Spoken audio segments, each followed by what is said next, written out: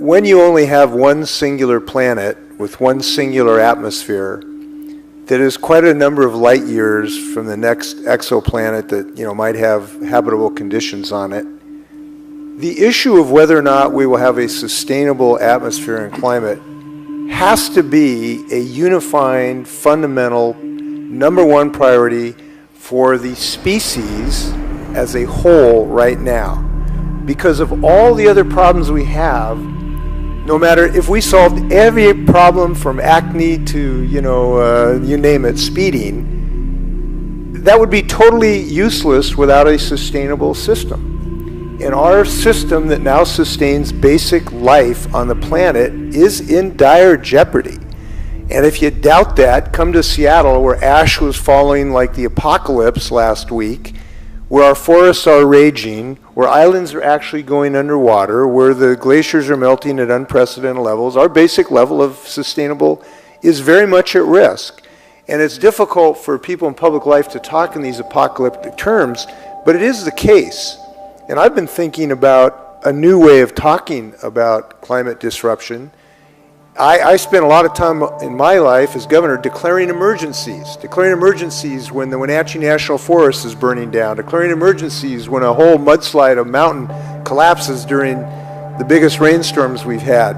I'm tired of declaring temporary one-off emergencies.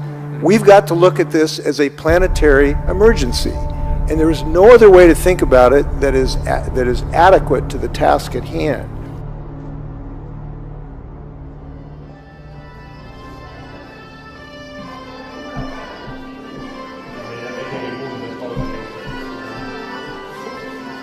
So that's when I would say, okay, you can put it all out there, but then, hold on, this AI, is this going to be held by certain companies or certain countries? You know, we know there was a major nation-state leader who said last week that the country that controls AI will control the world. So that was the Russian leader, wasn't it? It's as easy as looking at it and swiping up. We've handed over, think about how much Google and Apple know about you.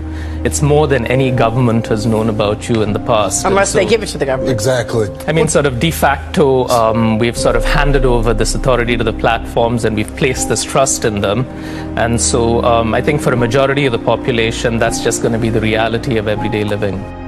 To be the pathway towards equity, towards progress, towards prosperity, basically, World 2.0. I'm a professor in environmental science. I would even argue, let's stop talking about the environment. I mean, there's no such thing really as the environment. What we're talking about is human prosperity, human well-being, and human equity of us as a world to survive and prosper on this planet Earth. People like to sort of withdraw from connecting it to climate change, going, this is not because of climate change, or you can't attribute climate change to any single weather event, which is true, technically, strictly speaking. But we know that the severity and intensity and frequency of these climate events have been rising over the last few years. Dangerous wildfires exploding in California. It's closing in on homes. Wildfires lighting up the skies in Southern California. It was a tornado of embers going through here. I've never seen anything like this. This is the sound and the sight of firefighters losing ground in the suburbs of Los Angeles. A major earthquake that has rocked central Mexico. And of course, today's quake comes on the 32-year anniversary of a massive earthquake in Mexico. Tuesday's massive 7.1 earthquake leveled 38 buildings. Screams of "Oh my God" echoing through Mexico City.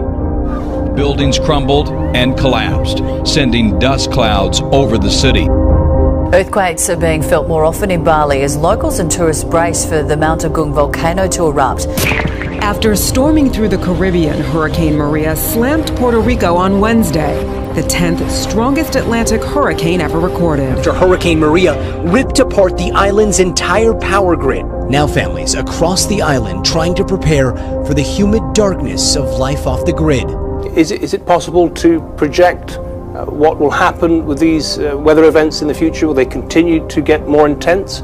So, I mean, I think the projections and the signs are showing that the intensity of these types of events will increase. Second, let me speak to the accelerating progress we're seeing in artificial intelligence. Over the last 5 or so years, we've seen amazing progress in automation, machine learning, and AI. Whatever Estonians do as citizens these days, it's likely to involve their e-card. This is how Estonia works. Everybody has a card to access public services online. And here's something for the philosophical among you to ponder on. Estonia has basically embarked on an experiment that certainly smudges, perhaps even erases, the connections between state and country. If the state's functioning components can be sent down a fibre optic cable to work perfectly well from the other side of the world, well, will the states of the future need a fixed location at all? This way, the government also knows more about its citizens. To many in Europe, this idea of an all-knowing state is a big worry. Digital ID is part of every regular ID card in Estonia already for the last 16 years. You know, digital identity is automatically created at the birth. A doctor enters the details of a birth into the system, and without the doctor herself recognizing this, in the background, the system is creating digital identity for a baby. Parents later add the name, of course, without going to any office, and the digital citizen is born. Forget the cash or the plastic. Now your payment option is right at your fingertips, literally. Customers at the Cost Cutter supermarket at London's Brunel University are the first in the world to pay for their groceries with finger vein scanners. But today, this shop became the first supermarket on the planet to use the new technology. Another step, or finger to be precise, towards consigning cards and cash to history. Works by using a small infrared scanner to detect unique patterns in the veins in a person's fingertips. The information's then linked to a customer's bank details. So digital services can offer seamless coming into this world, seamless life in Europe for all our citizens, if we take it in our hands to guarantee for them. But this is not the only thing which we need to do, of course. One thing is identity. One thing is digital services. So, do you think it's more inspiring or alarming overall to have this kind of technology available to us? Overall, it's pretty alarming because nobody really realized how it is changing our world, and nobody really realized the side effect it is going to have on our political regime, whether they are authoritarian regime or democracies. All those regimes are going to change deeply because of those technology. And this is a question nobody really asked the people who govern us. On these screens, you can see that every person in the room is filmed real time. The grid you see here is analyzing my face. Our cameras can now recognize me, even from the side or when my head rotates 30 degrees to the left or right, or 15 degrees up or down. All employees at the company have given their face prints. Cameras film and record every move. Meanwhile, the technology continues to advance, and researchers are looking at even more complex and advanced algorithms for this sort of thing. I mean, just a couple of examples over the last month. Cambridge University now say they're looking at a system, they've developed a system which could potentially identify people with scarves over their faces or wearing hats. So, I mean, you're looking at something potentially in the future when this technology really does start to take off, where you could walk past a camera and you're automatically added to a database. You wouldn't necessarily know about it, and therefore, you know, as your human rights may say, well, you can complain and get something done, you just wouldn't even know that it happened. You know, should we start thinking about this as AI as kind of a basic human right? You know, if you go over to the United Nations, you know, they have a wall with the basic human rights, the things that they believe in. Is this going to be so fundamental to our society that every country should have, every person, every company should have some kind of democratized access, that AI is a basic human right? And that is AI is not an SDG, today, but should it be? Or should it be part of all the SDGs? It's hailed as progress, but also poses ethical questions.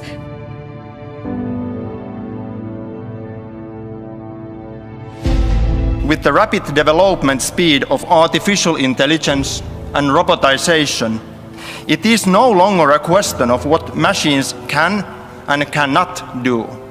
It is rather a question of what they should and should not do. Ethical issues related to the development of technology are clearly becoming greater relevance.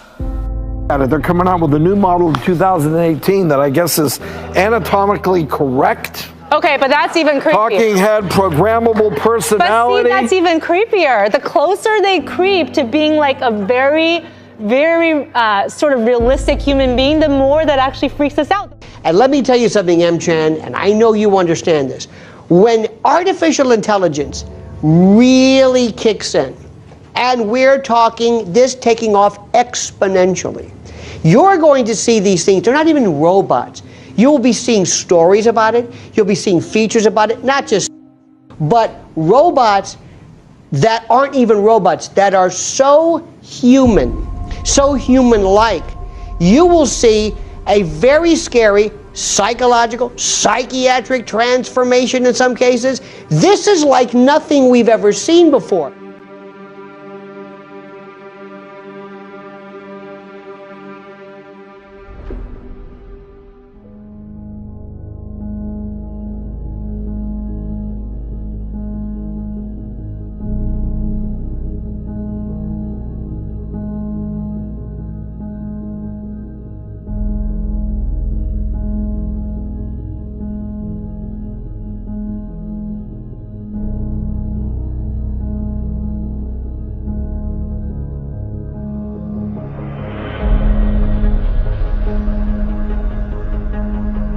I think that artificial intelligence is a scary thing. And I actually, look, I'm not an alarmist usually, but when Elon Musk says, look, artificial intelligence is the scariest threat to human society, I'm going to listen to him because he's smarter than I am. He may not be perfect, but you know, at some point, I'm not thinking.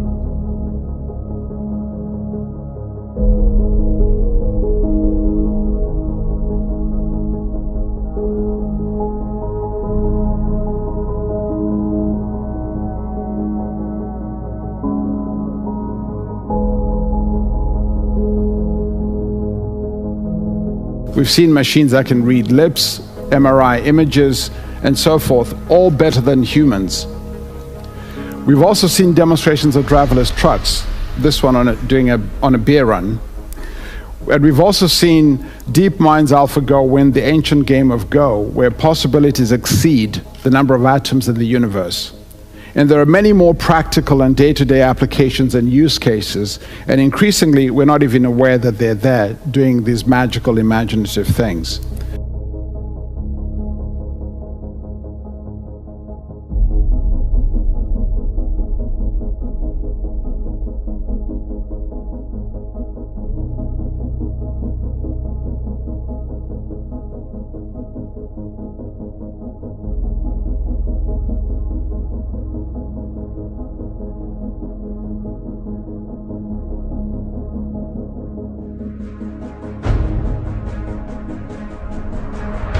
There's high tension in the streets of St. Louis for the third night. So proudly we hail at the twilight The battlefield in Syria is immensely complicated. There are Syrian government troops, government opponents, Islamic groups, and many militias, all of which are backed by different foreign powers. Syria now, where Bashar al-Assad's regime says Israeli warplanes have targeted a military. But also indicates that Israel may be taking a stand in a war that it's mostly stayed out of until now. The new reality with having plans to produce weapons, Iranian weapons, so close to our borders, we are talking about, a few miles after all, that it completely changes the equation. It's going to be a threat in the future. They're building factories, surface-to-surface missiles. You don't want to be at the point we are now with North Korea, where the only options are military options. North Korean nuclear weapons and missile development threaten the entire world.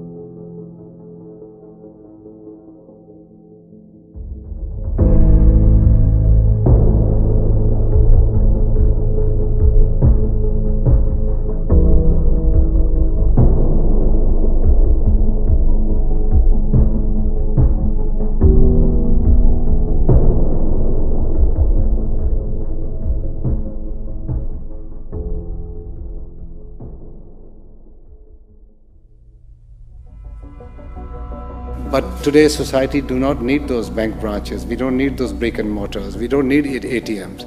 Every low-cost smartphone is an ATM now. My own company has 1.75 million outlets in India. You just have to extend your arm and you have a shop, a cigarette vendor or a grocery shop. On the mobile phone, we give micro insurance. You can give micro credit. The world has changed. In countries like India, which have adopted digital as one of the major platforms, our Prime Minister has taken upon himself as one of the big pillars is Digital India, in which he wants to connect everybody in the country in the shortest possible time frame. And we are talking about 18, 24 months. Every Indian will have a phone in their hand. On top of that, what has been done is every Indian now has a national identity, which is linked to biometrics. It takes you less than 1 minute. You put your thumb in any place you go in India. Every store will have a $20 device. Put your thumb in 1 minute, you are verified. So technology is an imperative. We have no choice but to use technology.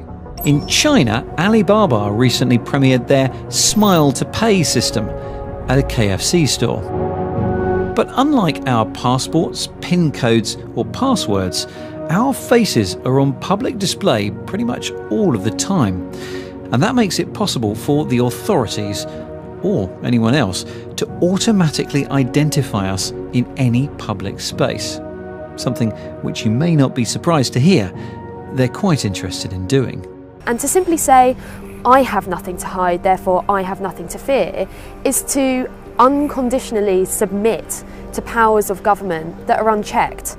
And that is to say, whichever flavour of government comes in, would we be happy with biometric surveillance on our streets? I don't think we would.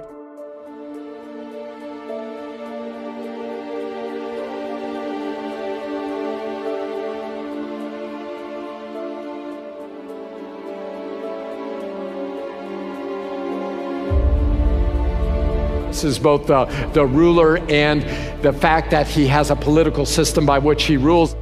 The greatest orator, politically speaking, this world has ever seen.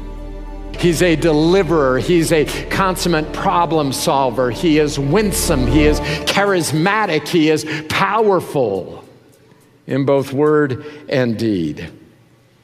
And no doubt he comes in and dissolves religious tension, as in some ways he's probably all things to all men, quoting Muhammad and Jesus and Krishna and every other influential religious person who's ever lived, and somehow bringing everybody together because he is, in the mantra of our age, spiritual without being religious. And he comes. What will he be like?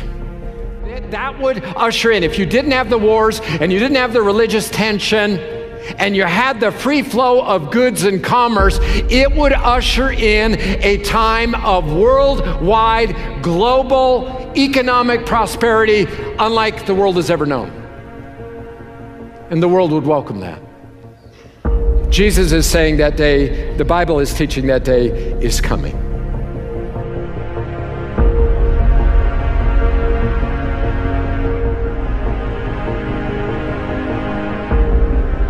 One of my concerns is, in the contemporary churches, that you don't hear much of this kind of teaching, certainly not on a Sunday morning.